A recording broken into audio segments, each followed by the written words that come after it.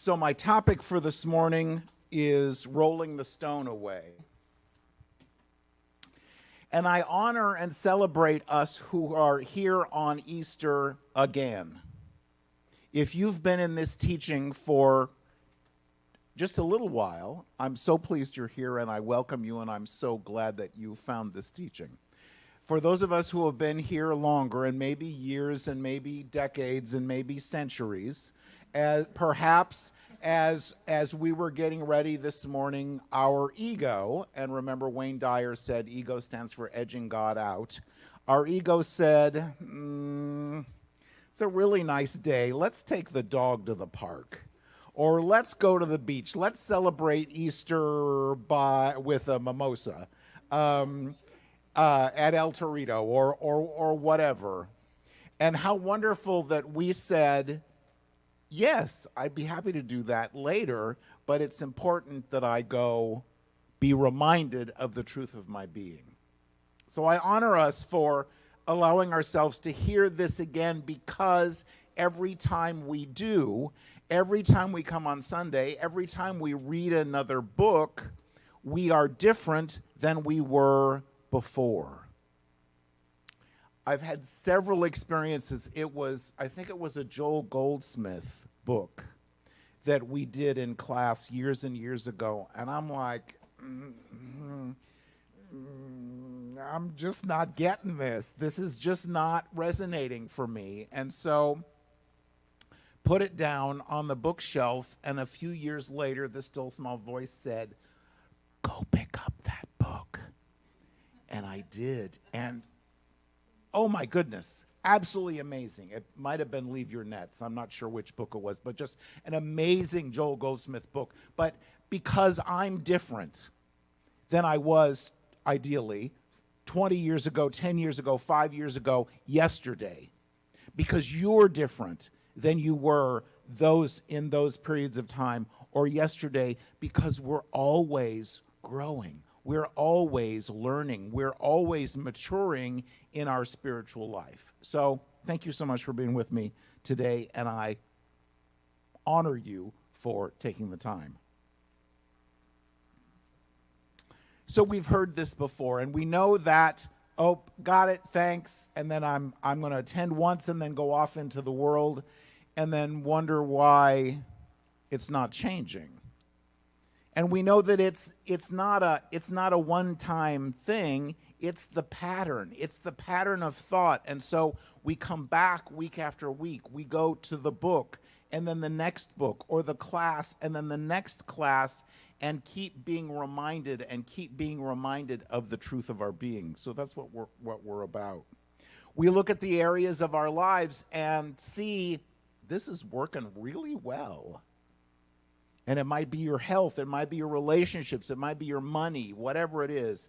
And then there are those areas that aren't moving quite yet, or moving as quickly as we wanted them to. And we can ask, what must I change about myself in order to receive this? What do I still believe about this part of life that I'm ready to lovingly release and move forward in?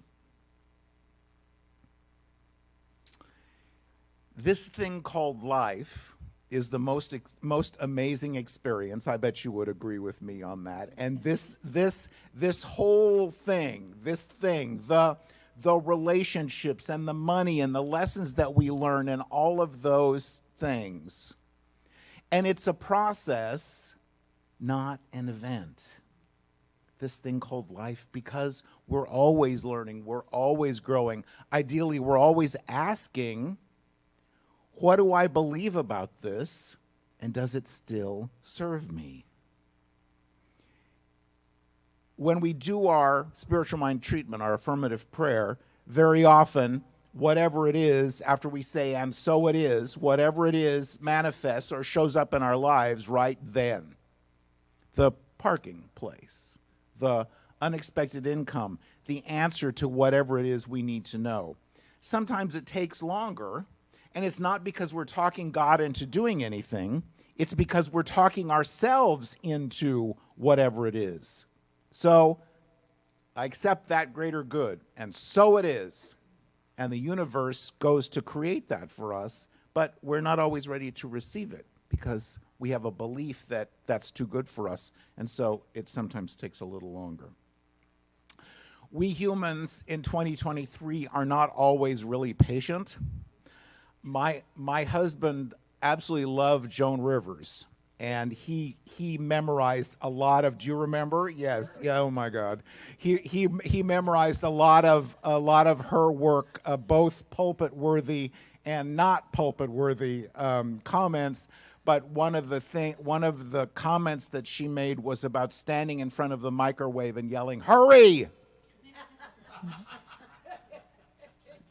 60 seconds, and I need it quicker than that. In 2023, I sent the email. I sent the text. How come I blinked my eyes once and it's not there yet?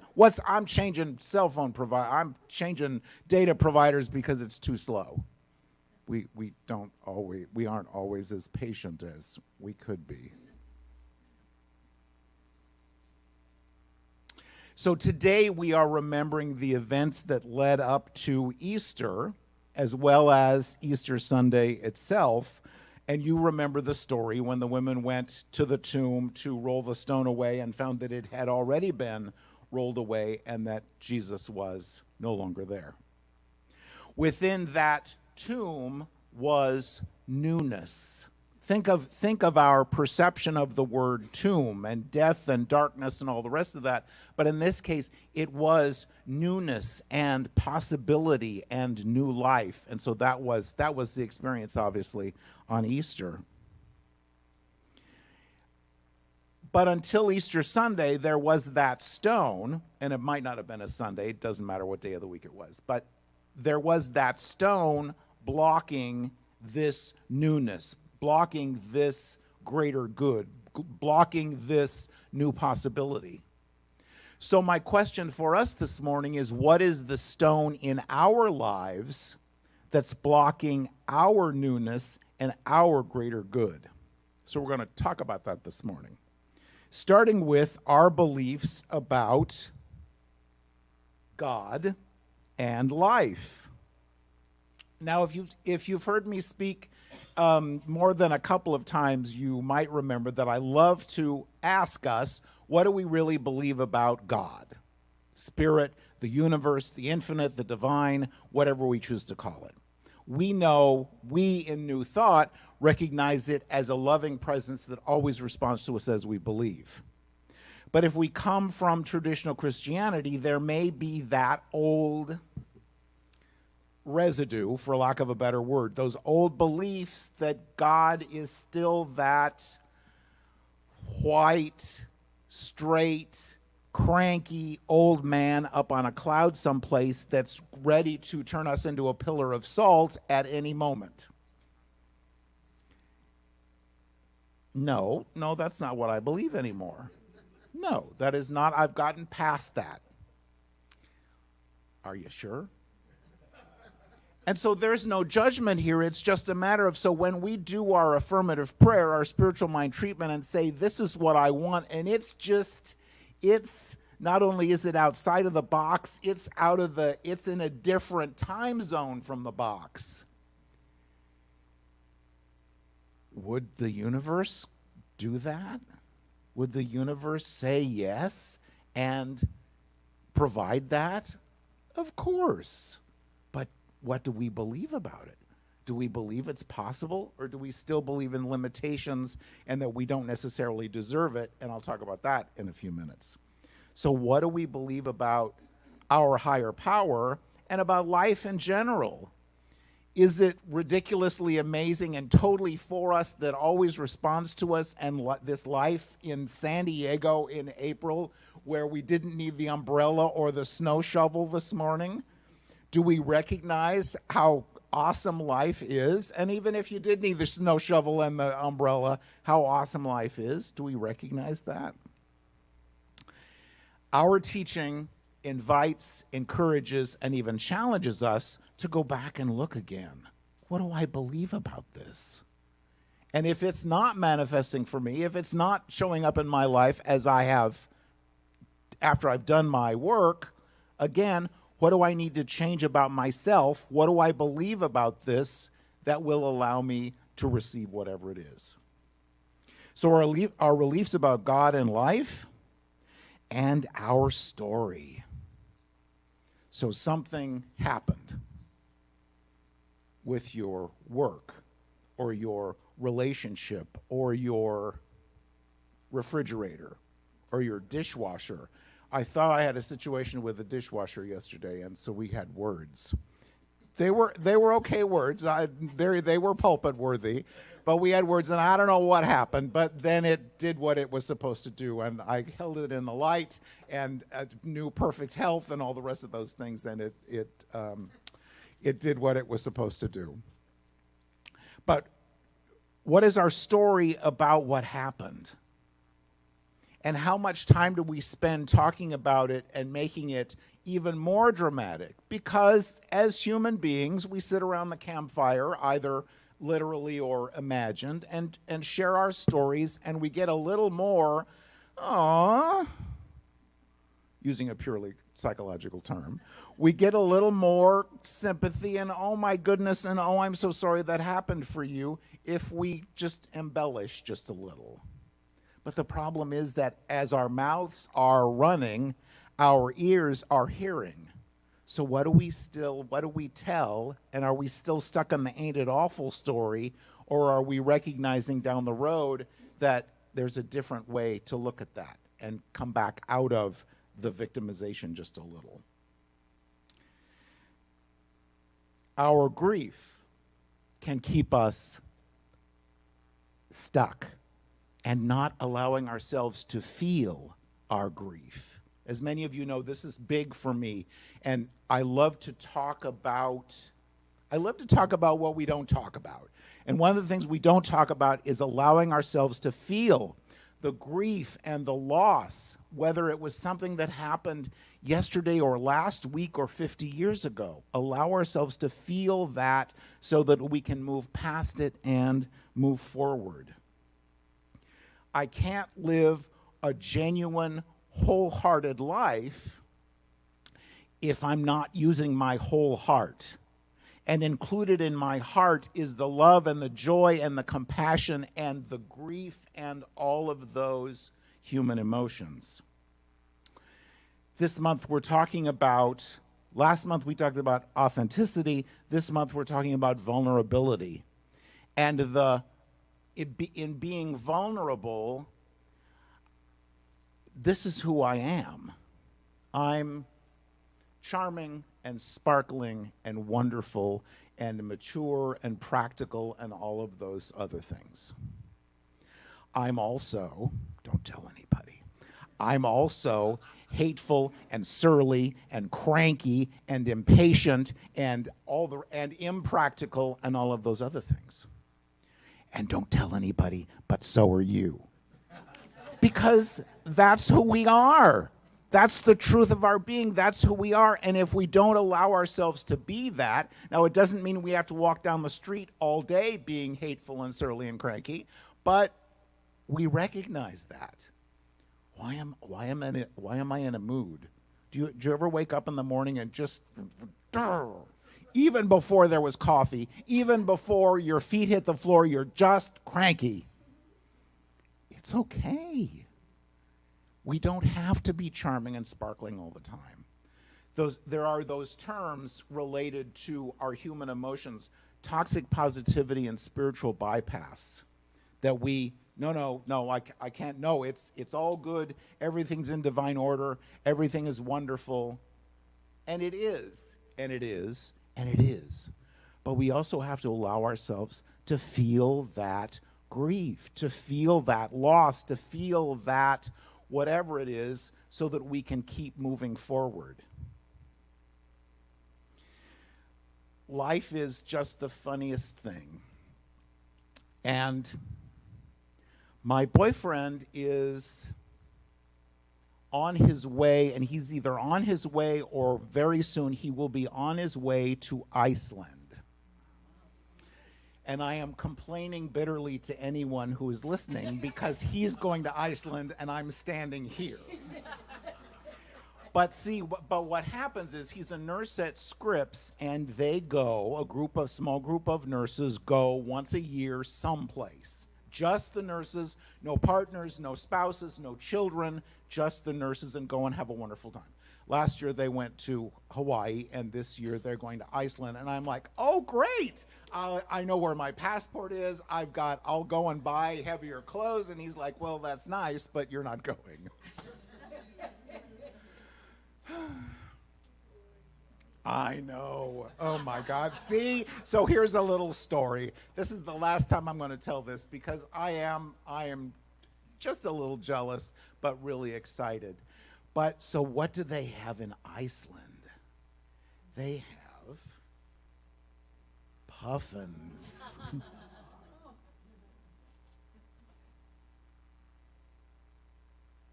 So bear with me when I tell this story. It's just the goofiest thing. So back when I was 8 or 9 years old, they actually had printed books. And before there was the internet and before there was, I know, right? Before there was Wikipedia and all those, and Google and all those other things, there was the World Book Encyclopedia and there was Childcraft. Do you remember? Do you remember Childcraft? Childcraft was the children's version of the encyclopedia and had wonderful poems and wonderful stories.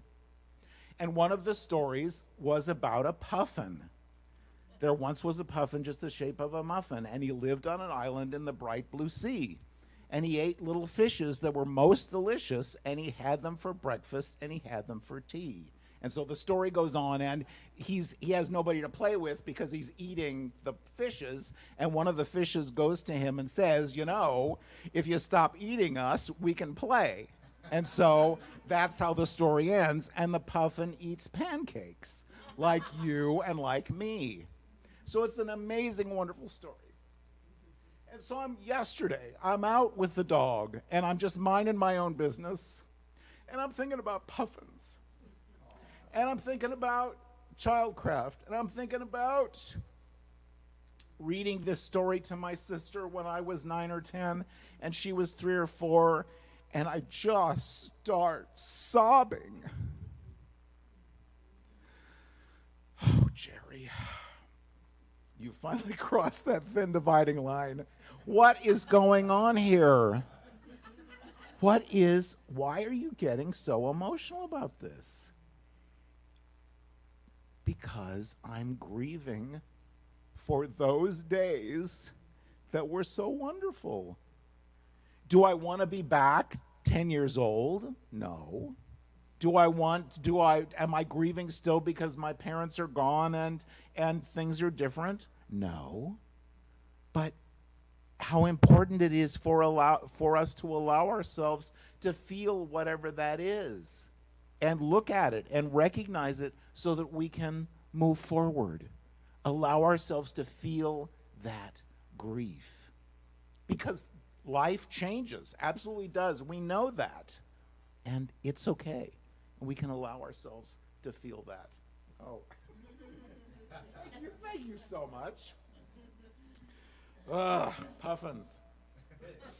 So Oliver's not going to bring me back a live one. I tried, but he will perhaps send me a picture. I'm just so excited for him. So, all right. So we're talking about the stone and what's blocking us from experiencing this amazing new life that is there for us. Our beliefs about God and life, our story, our grief, and the need for forgiveness. I do a workshop on forgiveness, and there's a quote that I have that I apologize I couldn't find it, but it basically said that every time you remember that traumatic experience, your body, it's like your body and your mind doesn't distinguish when it happened in that moment versus present day. And so your physical body and your mind and your cells go through the trauma of that list of remembering that experience again. So forgive and forget is vastly overrated because I don't know that we can. But in the forgiveness process, releasing the energy and the heat and the judgment, we lessen that experience of trauma and allow ourselves to move forward.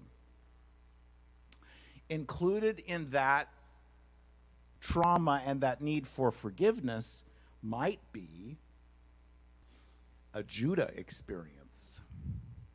Now, remember on Friday was Good Friday. We celebrated Good Friday. Many of us did. And you remember the story that the disciples and Jesus and Judas were in the garden. And Judas kissed Jesus on the cheek and to let the soldiers know that that's who that was. And the soldiers came and got him and carted him off. He betrayed Jesus. Judas is probably the most hated character in the Bible. Have you ever met anybody named Judas? No. So all these years and centuries and decades hated because he betrayed Jesus, and if he hadn't have done that, then the soldiers wouldn't have found Jesus, and Jesus wouldn't have been crucified, and so on and so on. And yet, if he didn't do exactly what he did, then the prophecies would not have been fulfilled. Jesus would not have been, the soldiers would not have found Jesus. He wouldn't have been taken to Caiaphas and then wound up being crucified and rising again on the third day. So Judas had to do what he did so that the story would play out.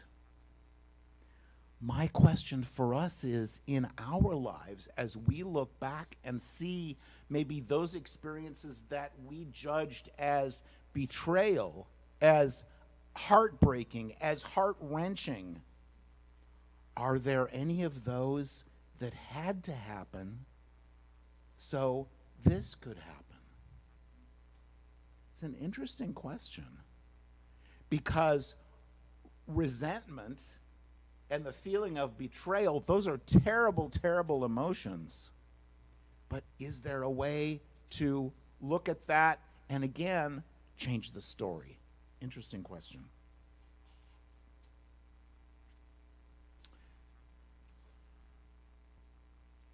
So just to review, our beliefs about God and life, our story, our grief, our need for forgiveness, our beliefs about those people, relationships, and money. What do we believe? So we come to church on Sunday and everything's wonderful and we're lavishly abundant and God is our source and so on, and that's just delightful. And then we go home and worry because how are we going to pay the rent? We don't talk, that's one of those things we don't like to talk about. And I just so invite us to recognize that an abundant life includes abundance in every single area. So our relationships and our health and our money and our day-to-day life. And if it's not, there's the opportunity to look at what we believe about it and maybe change it. Because you might have, and remember Edwin Gaines' book, The 4 Spiritual Laws of Prosperity, she talks about all 4 of these areas, and we might have perfect health and all the money in the world, and we want to go someplace with our friends, but if our relationships are a wreck, nobody wants to go with us. So it's all of those things contribute to this perfect abundant life. So the relationship and the physical health and the money and all the rest of that. So what do we believe about that? And then is it okay for me to be who I am? Is it okay for me to speak my truth? Is it okay for me to come out? And of course, in the gay and lesbian community, that's the term we use when we tell the world that that's the truth of our being. But there's way more for all of us. There is that coming out opportunity for us to say, yes, I want to do this.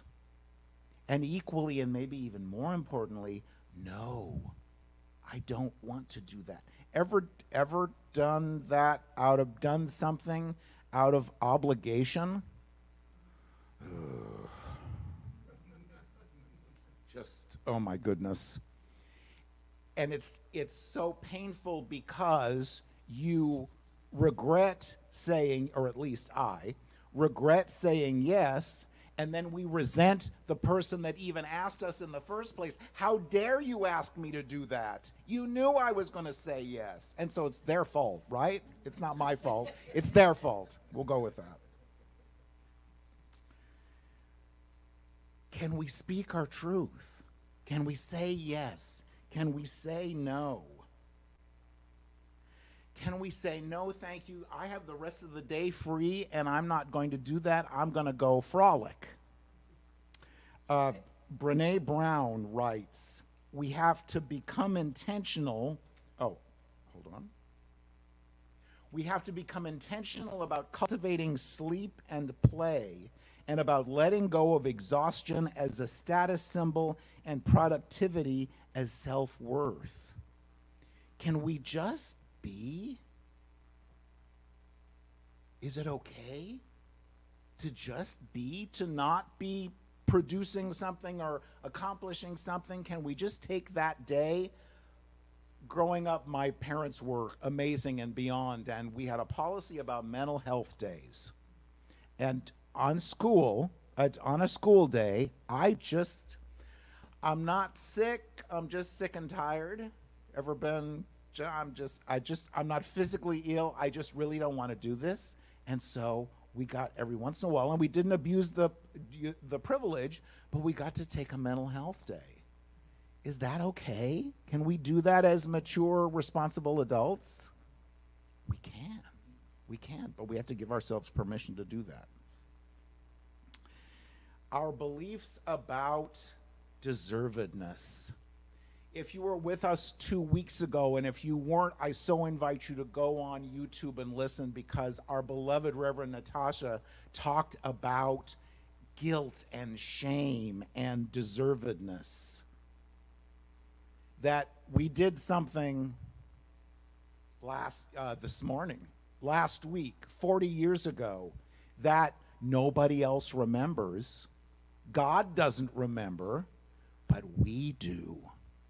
And we still hold that against ourselves, and that's why I'm not financially abundant. That's why I'm not finding the new job. That's why I'm not getting the new relationship, because of that I did in 4th grade. Sounds silly. And yet, what do we really believe? What do we carry with us? It was such a great talk. Thank you again for that, by the way.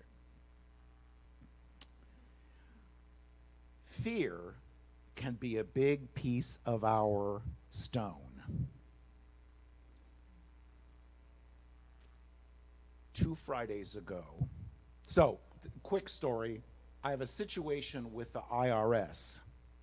Okay, back that up. So you go to the mailbox and open the mailbox, and what return address strikes fear in your heart more than anything?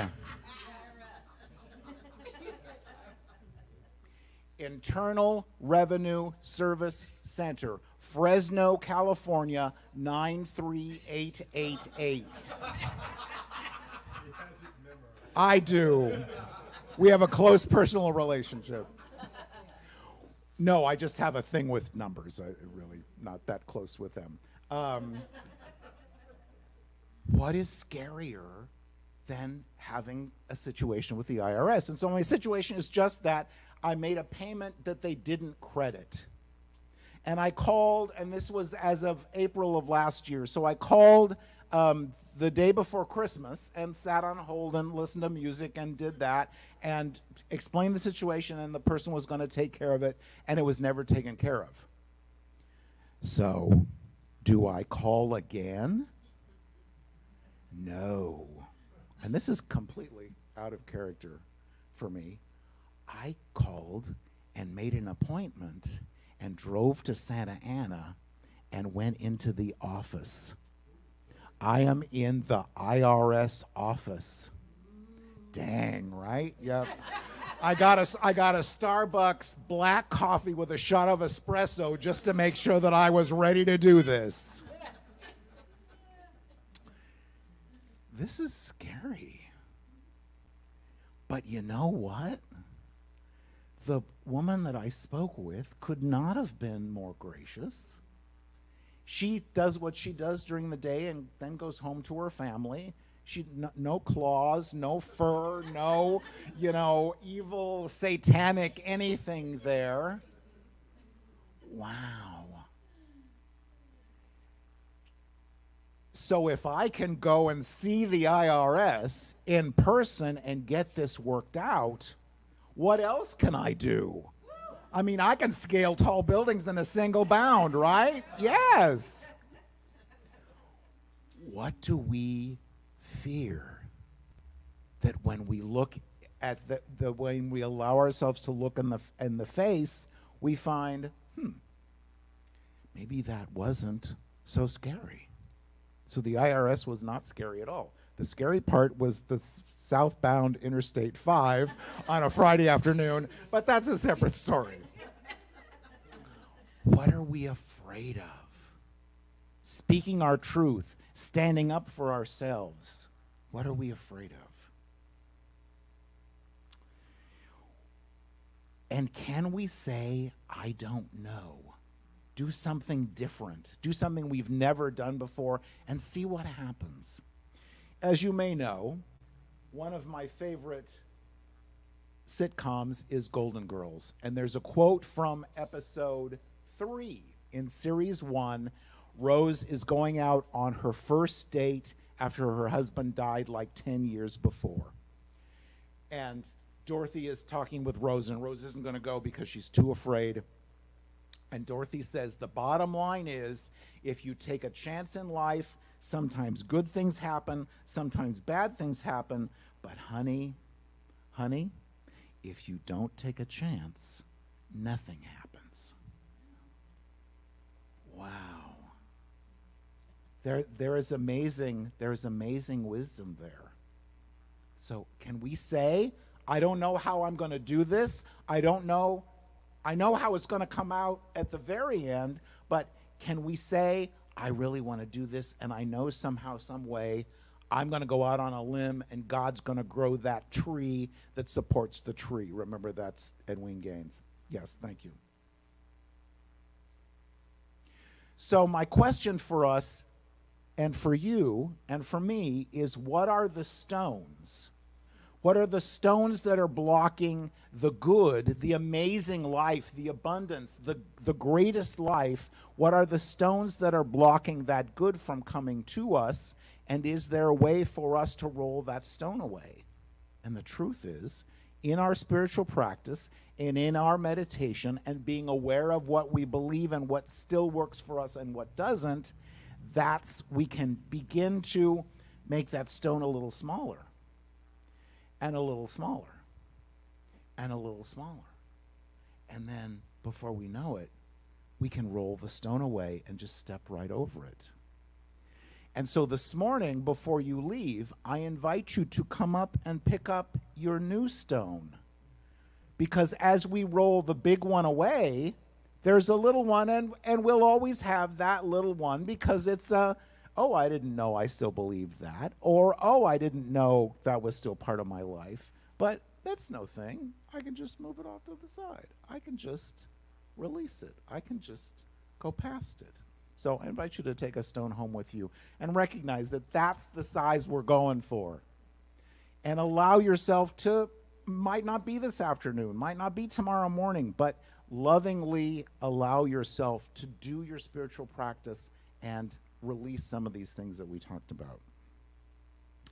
You have a process, a piece of paper on your chair with the process of looking at, and we won't spend the time this morning, but I invite you to take that home, and your homework can be just look at what's behind the stone. What's the greatest life for you? The financial abundance, the perfect health, the new relationships, the good night's sleep at night, whatever it is. And then what's holding you back? What's keeping you from that? And begin to be aware of that and begin to work on the stone, because it gets a little smaller and it gets a little smaller, and then all of a sudden it's gone. So I want to close with, I love Facebook. I just love Facebook. And this came up on my feed a couple of days ago, and I just love this. Now is where love breathes. Because everything we've talked about this morning happened 20 minutes ago, or last week, or 40 years ago. But now, in this moment, is all the love that we'll ever experience. It's where our power is. It's where our possibility is. So with that in mind, join me in the light for just a minute.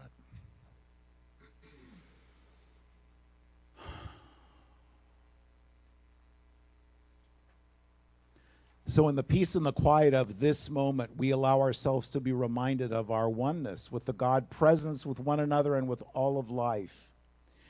And we give great thanks for this glorious Easter morning, for the opportunity to be reminded of the truth of our being, to allow ourselves to move forward in gently but firmly and lovingly, beginning to release the stone. Release the stone that's blocking our opportunity to live our greatest life. Release the stone of shame and guilt and need for forgiveness and belief in lack and struggle and all of those things unlike love. And as we move forward, we stay anchored in this present moment, because life is just a series of this present moments. This is where our power is, right here, right now. So we give thanks for our beloved spiritual community, for this glorious day, for the opportunity to be together. And together we say, and so it is. Believing that divine intelligence is ever available, open your consciousness to its guidance. Keep your mind steadfast to the thought that you are governed by divine intelligence. Feel that you are impelled to make right decisions, that you are compelled to act upon these decisions intelligently.